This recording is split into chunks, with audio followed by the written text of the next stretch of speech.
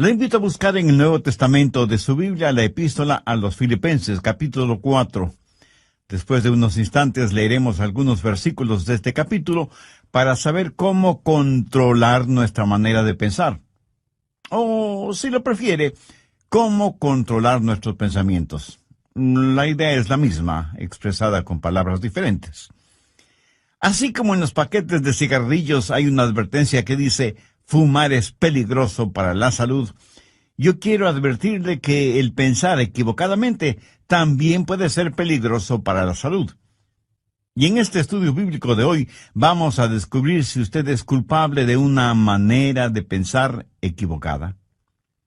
Hoy quiero compartir con usted una fórmula espiritual para enfrentar los malos pensamientos, generalmente producidos por la depresión, la autocomiseración, la preocupación, el miedo, las iras, el enojo. Y si alguno de ustedes piensa que nosotros los pastores no experimentamos ninguna de estas cosas, pues mi amigo le diré que está completamente equivocado.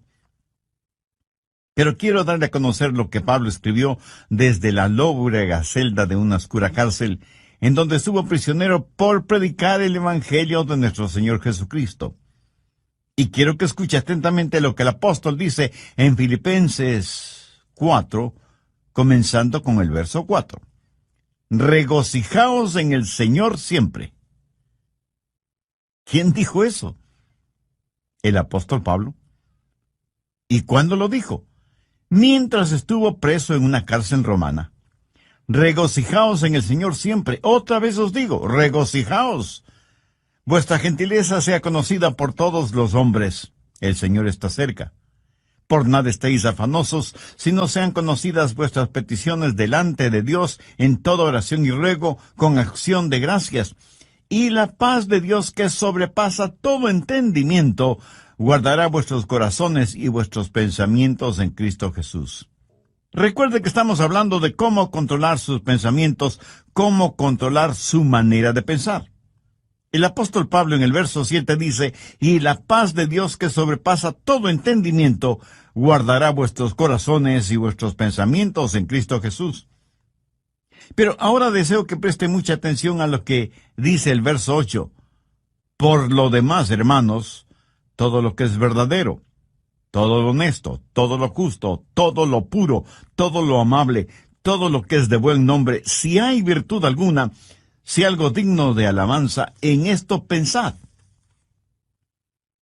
La Biblia dice que un hombre es lo que piensa. Por lo tanto, ¿cómo proteger sus pensamientos? ¿Cómo resguardar su manera de pensar de la influencia de los pensamientos impuros y pecaminosos que prevalecen en nuestro mundo actual? Una persona no salva es una persona que tiene una mente ciega. El Dios de este mundo ha cegado la mente de los incrédulos. Por naturaleza todos tenemos lo que la Biblia llama una mente carnal, y mientras tenemos esa mente carnal, estamos en guerra contra Dios. Así que para controlar nuestros pensamientos y nuestra manera de pensar, ¿qué es lo primero que debe suceder? Pues que nuestra mente carnal sea convertida. Pero escúcheme, aún una mente convertida puede ser corrompida. Pablo les dijo a los filipenses que estaba preocupado porque Satanás podía sutilmente corromper sus mentes de las sencillas enseñanzas del Evangelio del Señor Jesucristo. Y ciertamente Satanás puede venir y seducirnos. Una mente cristiana puede ser seducida y alejada de las verdades bíblicas. El diablo puede construir fortalezas en los corazones y mentes de los creyentes.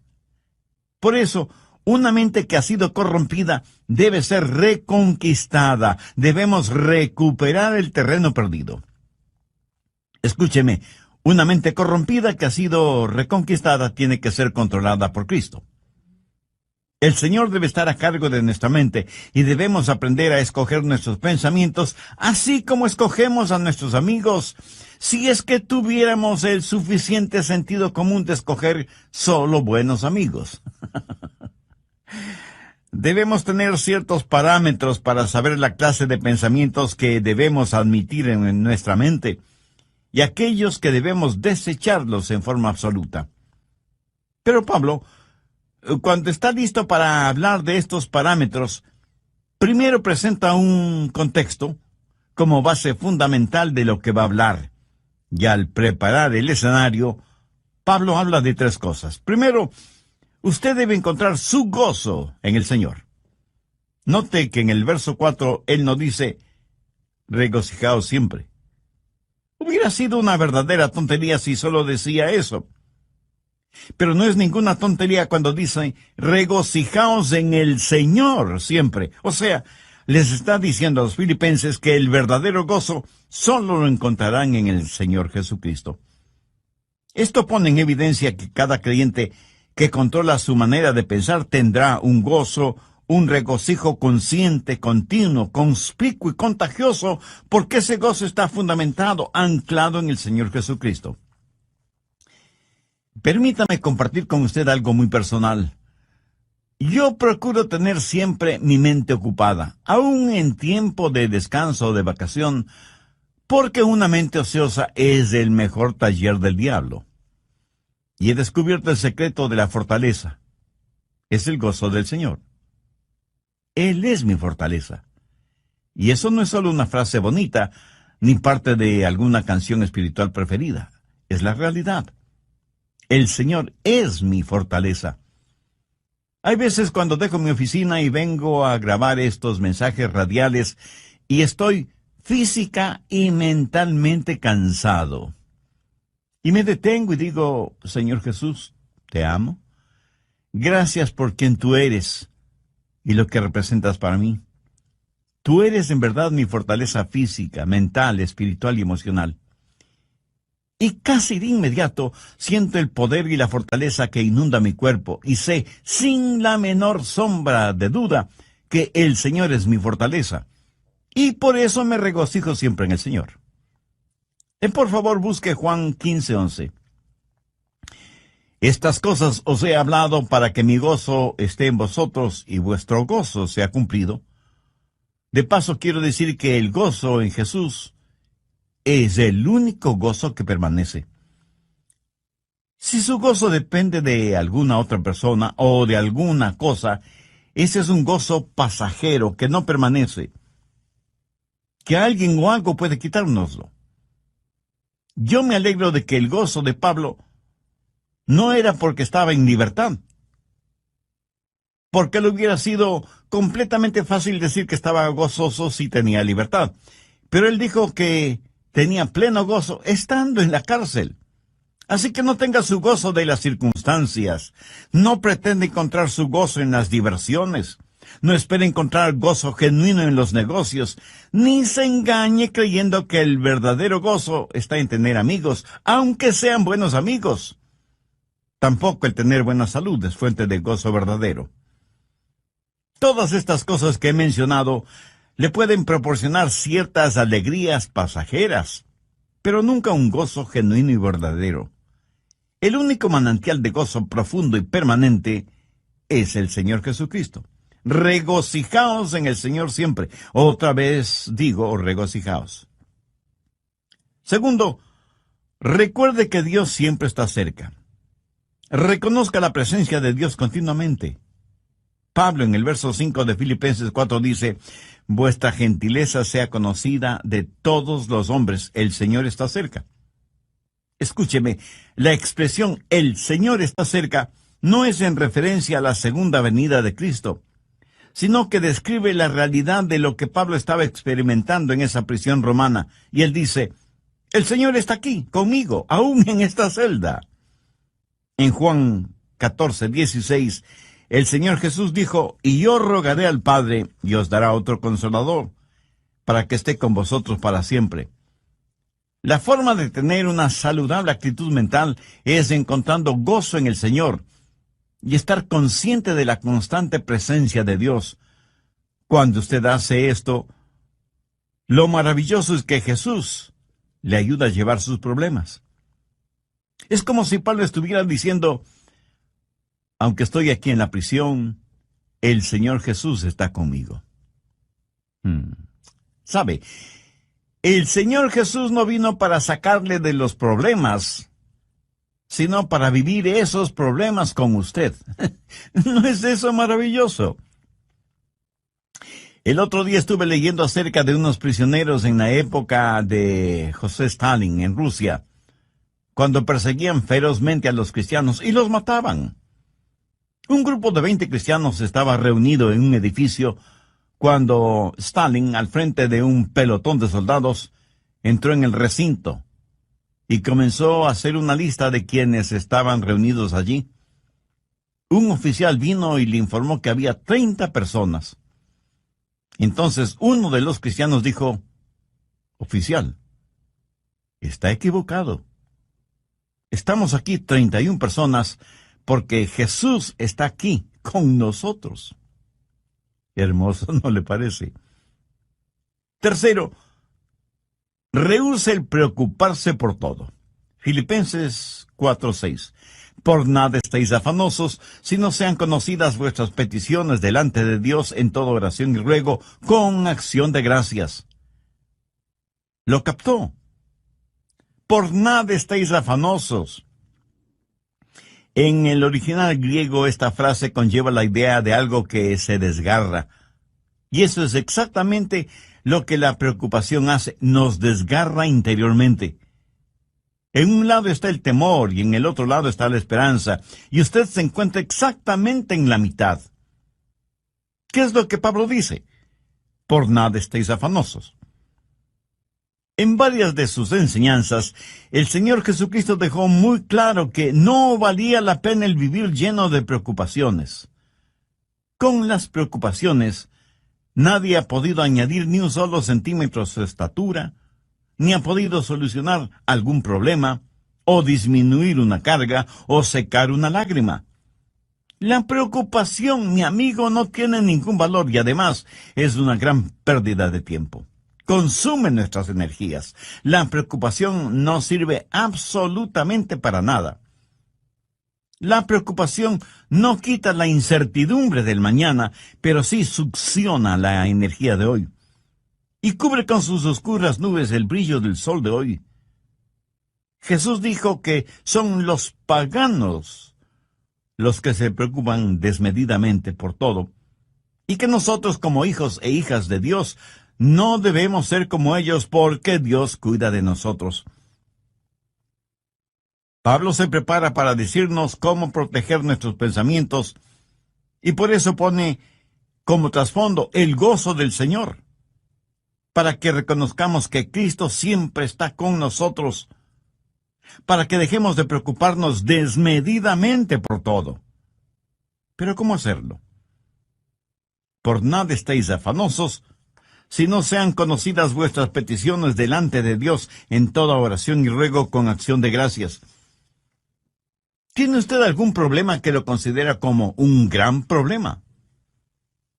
Deseo que este mismo momento piense en el problema más grande que usted está enfrentando en la actualidad. ¿Ya lo tiene en su mente? Bien.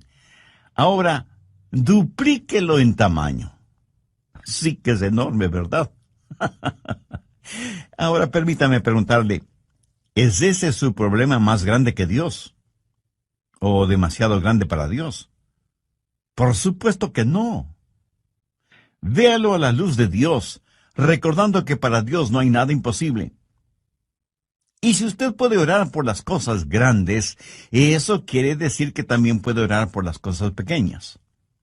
El peligro no es que fallemos en orar por las cosas grandes, sino que dejemos de orar por las cosas pequeñas. Por eso el consejo de Pablo es: sean conocidas vuestras peticiones delante de Dios en toda oración y ruego con acción de gracias. Cuarto, desarrolle un espíritu de gratitud. Esto es en preparación para que usted pueda revisar su manera de pensar.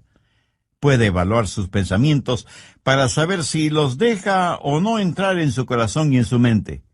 Tenga un espíritu de gratitud. Ore acerca de todo y dé gracias a Dios por todo, lo grande y lo pequeño, lo que es importante y lo que parece insignificante. Deje que sus peticiones sean conocidas delante de Dios.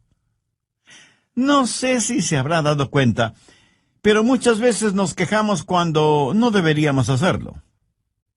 Déjeme contarle lo siguiente. Hace algún tiempo ya viajaba en el automóvil de un amigo.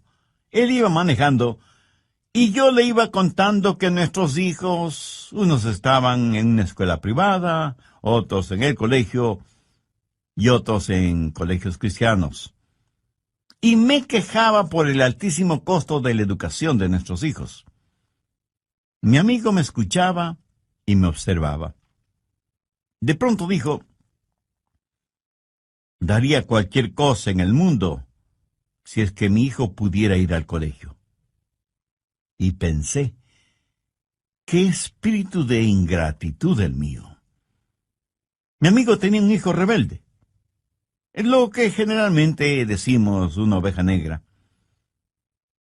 Mi amigo estaba dispuesto a pagar cualquier cosa con tal que su hijo quisiera ir a estudiar. Y aquí estaba yo quejándome amargamente de cuán cara era la educación de mis hijos. Paradójico, ¿no le parece? ¿Alguna vez se ha quejado porque tiene que lavar o secar los platos? Hay muchas personas en muchos países del mundo que les gustaría tener platos aunque fueran sucios. ¿Me escuchó? Quiero decir que los platos sucios son una señal de que usted tuvo algo en qué comer. Una cuchara, un tenedor, cuchillo para comer. Mi amigo, hay millones de personas que usan sus manos, sus dedos para comer y ni siquiera tienen agua para lavarlas después. Hay que saber cultivar un espíritu de genuina gratitud hacia Dios. Ahora, todo esto no es más que el escenario para saber cómo controlar sus pensamientos.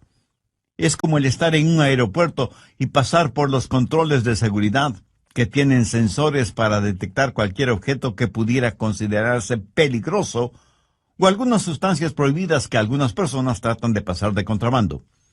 Los servicios de seguridad en los aeropuertos no permitirán que usted se embarque en un avión llevando esas cosas prohibidas. El apóstol Pablo presenta una especie de lista en el verso 8 y quiero que ponga mucha atención a su contenido. Por lo demás, hermanos, todo lo que es verdadero, todo lo honesto, todo lo justo, todo lo bueno, todo lo puro, todo lo amable, todo lo que es de buen nombre, si hay virtud alguna, si algo digno de alabanza, en esto pensad. Si usted lo piensa detenidamente, estas son pruebas que determinan lo que usted admitirá en su mente. Son como los controles de seguridad en los aeropuertos. ¿Qué control de seguridad tiene usted para el acceso a su mente, a su corazón? Permite que cualquier pensamiento, por inmundo y malo que sea, deambule con toda libertad por su mente. ¿No le gustaría que Cristo controle su mente? Entonces, debe tener a Cristo en su vida, debe aceptarlo como su Salvador. Y si antes no ha hecho esa decisión, no quisiera hacerla ahora mismo. Si ese es su deseo, le invito a decir conmigo la siguiente oración. Dios Todopoderoso, te doy gracias por haberme dado la oportunidad de escuchar este mensaje. A veces me parece que no tengo ningún control sobre mis propios malos pensamientos y ellos me dominan a mí. Por eso vengo en busca de tu ayuda, sabiendo que tu Hijo, el Señor Jesucristo, pagó con su vida en la cruz del Calvario el precio de la culpa de mis pecados. Señor Jesús, ven a mi corazón como mi Salvador y mi Señor. Realiza en mi vida los propósitos de tu divina voluntad y ayúdame a vivir para la honra y gloria de Dios. Hazme un instrumento útil y de bendición en tus manos. Lo pido en tu santo nombre. Amén.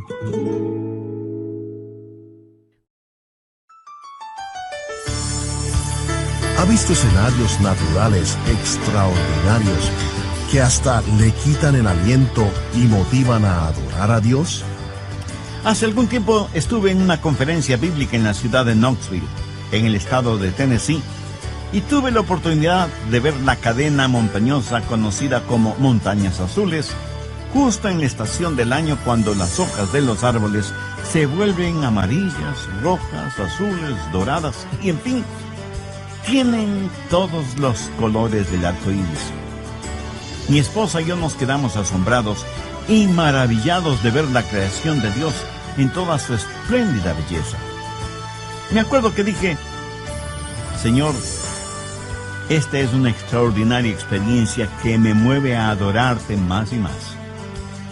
Este buen tiempo que nos permites tener, este regocijo espiritual interno, esta belleza que nos rodea, que proviene de ti, todo te lo dedico a ti, porque no solo está lleno de armonía y de encanto, sino de inmaculada pureza. Señor, tú eres digno de nuestra adoración. Y Él lo es. De hecho, una de esas maravillosas creaciones es nuestra propia mente. Saludos, les habla Andrés García Vigio. Sean bienvenidos a nuestro programa El Amor que Vale. En su mensaje de hoy, el doctor Adrian Rogers, en la voz del pastor Lenín de Llanón, nos entrega la segunda parte de cómo controlar su manera de pensar. Desde el programa anterior estamos estudiando el tema cómo controlar su manera de pensar, basado en la epístola de Pablo a los Filipenses, capítulo 4, y los versos del 4 al 8. De esta porción bíblica hemos visto ya 3 cosas fundamentales. Primero, usted debe encontrar su gozo en el Señor.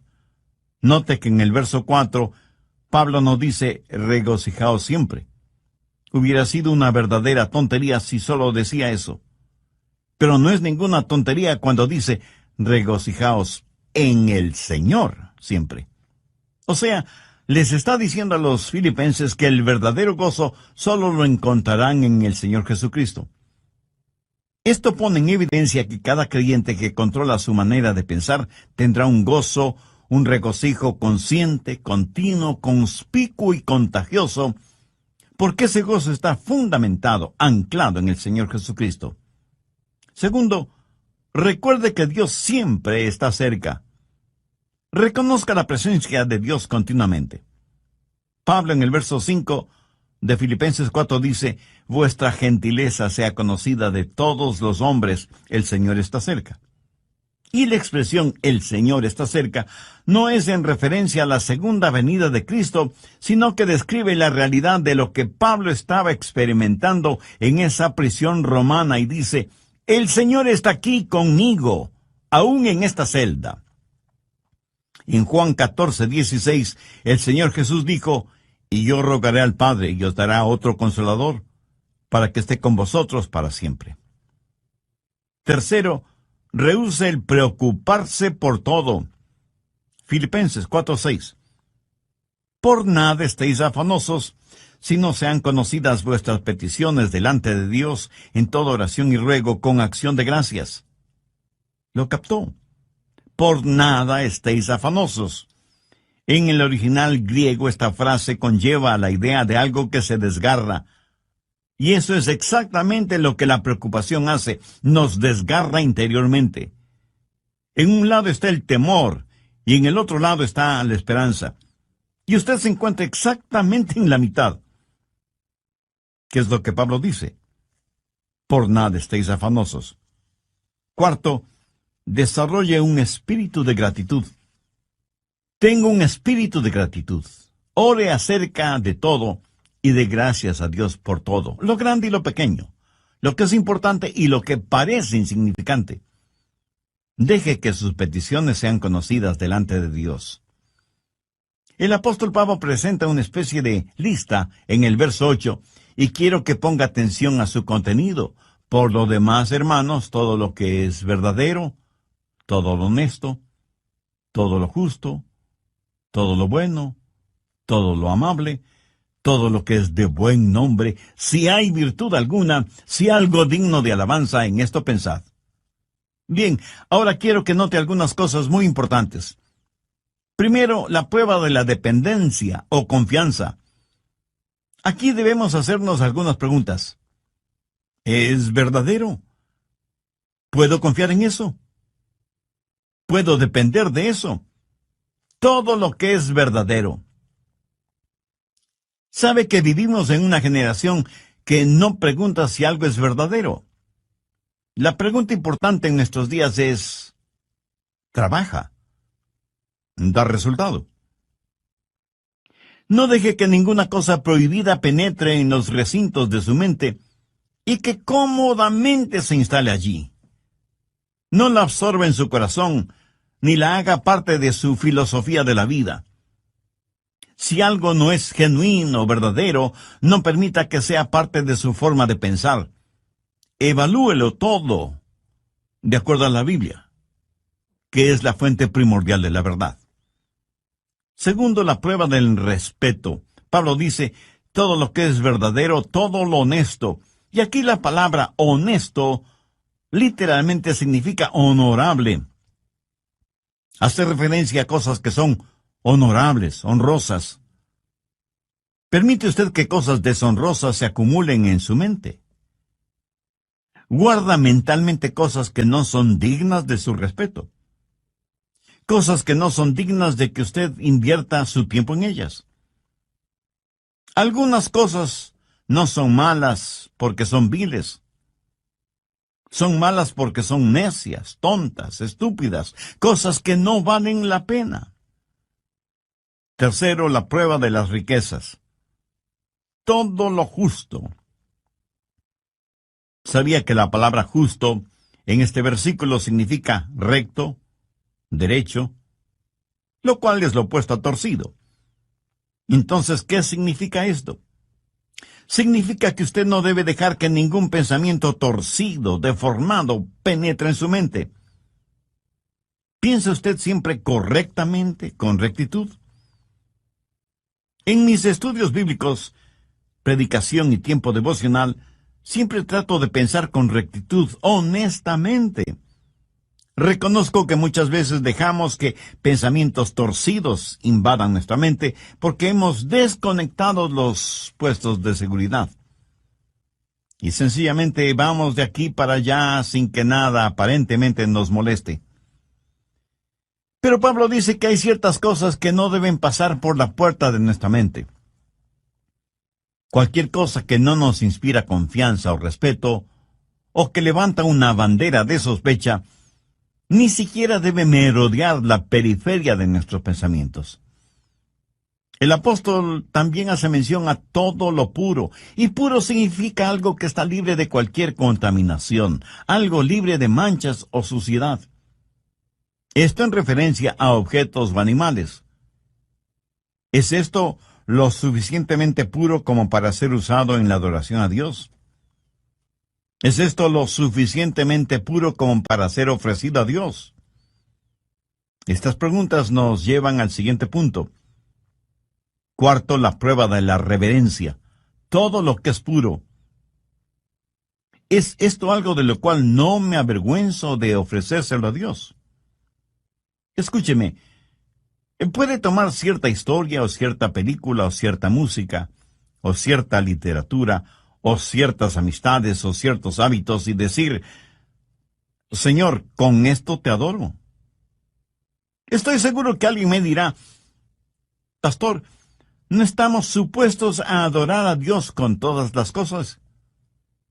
Mi amigo, si piensa así, está tremendamente equivocado porque la verdad es que debemos adorar a Dios con todas las cosas. Por favor, busque 1 Corintios 10:31. Si pues coméis o bebéis o hacéis otra cosa, hacedlo todo para la gloria de Dios. Ahora piense por un momento. ¿Son sus amistades, sus pasatiempos, su trabajo y aún su propia familia algo con lo cual usted podría decir, Señor, te lo ofrezco a ti? Hace algún tiempo estuve en una conferencia bíblica en otra ciudad y tuve la oportunidad de ver la cadena de montañas conocida como Montañas Azules. Justo en la estación del año cuando las hojas de los árboles se vuelven amarillas, rojas, azules, doradas y, en fin, tienen todos los colores del arco iris. Mi esposa y yo nos quedamos asombrados y maravillados de ver la creación de Dios en toda su espléndida belleza. Y me acuerdo que dije, Señor, esta es una extraordinaria experiencia que me mueve a adorarte más y más. Este buen tiempo que nos permites tener, este regocijo espiritual interno, esta belleza que nos rodea, que proviene de ti, todo te lo dedico a ti porque no solo está lleno de armonía y de encanto, sino de inmaculada pureza. Señor, tú eres digno de nuestra adoración. Amigo, escúcheme. Si cualquier cosa que usted hace no pasa la prueba de la reverencia, o sea, no es algo que pueda ofrecerle a Dios, no se atreva a insultar a Dios presentándosela. Si cualquier relación personal o actividad o recreación o negocios o lo que sea no tiene el distintivo de reverencia hacia Dios, ni siquiera lo piense. Quinto, la prueba de la relación. Pablo continúa diciendo, todo lo que es de buen nombre. En el original griego, esta frase literalmente dice, aquellas personas o cosas que causan que se las ame. ¿Qué es lo que causa que usted ame? Si piensa en aquello que causa que usted critique injustamente, o que provoca división entre otras personas, eso es erróneo, negativo, malo. Todo lo que es de buen nombre tiene la connotación de ser guiados hacia el amor. Lo que piensa le guía hacia el amor. Tal vez alguien me pregunte, pastor, ¿eso significa que tengo que aprobar lo que otras personas hacen? Sí y no. Si lo que hacen es bueno, beneficioso, ejemplar, útil, usted lo aprueba. Si es algo negativo, perturbador, divisivo o destructivo, por supuesto que usted no debe aprobarlo. Y no se necesita ser un genio para entender esto, ¿verdad? Pero el que no apruebe lo que otras personas hacen, por la razón que sea, eso no significa que no debe amarlas. Dios nos acepta a cada uno de nosotros, aunque obviamente no aprueba lo que como pecadores hacemos. Sexto, la prueba del refinamiento. Todo lo que es de buen nombre. Esto hace referencia a algo de categoría, buena educación, refinamiento, algo que es bueno sin mayores explicaciones. Verá, en todas partes del mundo y en todos los niveles sociales hay personas chismosas. Permítame decirle con genuina tristeza que la iglesia no es una excepción. Yo creo que el chisme es una especie de enfermedad que causa la pérdida de la memoria. Hasta ahora no he conocido a ninguna persona chismosa que admitiera ser chismosa. Por lo general, una persona chismosa comienza de la siguiente manera. Bueno, usted me conoce y sabe que no me gusta eso de los chismes, pero sabía que... Y comienza su chismografía con un aire de santidad y confidencialidad, como si estuviera contando una verdad absoluta. ¿Conoce usted a personas así? Ahora, si una persona hace algo y no sabe que lo ha hecho, debo pensar que esa persona tiene un tornillo suelto en su cerebro. Lo triste es que hay personas a quienes les gusta, les deleita el escuchar cosas que no son de buen nombre, relacionadas con otras personas. La gente usa sus oídos como tarros de basura, y luego se sorprenden de que los demás siempre estén botando basura verbal en sus oídos. Y la gente bota basura en sus oídos porque sabe que a usted le gusta escuchar esa basura. Y por eso usted sabe de todo el lodo moral, emocional y espiritual que hay en su barrio. En lo negativo, usted sabe todo de todos. La clase de personas que son los nuevos vecinos, que a determinada jovencita ya no se la ve porque está embarazada sin haberse casado, y sus padres, para evitarse la vergüenza, la mandaron a vivir con sus abuelos, que viven muy lejos. que el hijo de los Pérez está preso por manejar en estado alcohólico, etcétera, etcétera. Y la gente permite que todos estos malos pensamientos tomen residencia en su corazón y su mente. Pablo, al finalizar este tema, dice: si hay virtud alguna, si algo digno de alabanza, en esto pensad. Esto es tan sencillo y, sin embargo, tan maravilloso. Usted en forma absoluta puede reconquistar, recuperar el terreno perdido, si reconoce que hay virtud y que es algo digno de alabanza el pensar en todo lo que es verdadero, en todo lo que es honesto, en todo lo que es justo, en todo lo que es puro, en todo lo que es amable y en todo lo que es de buen nombre. Tal vez lo que voy a decir será como llover sobre mojado, pero tengo que decirlo.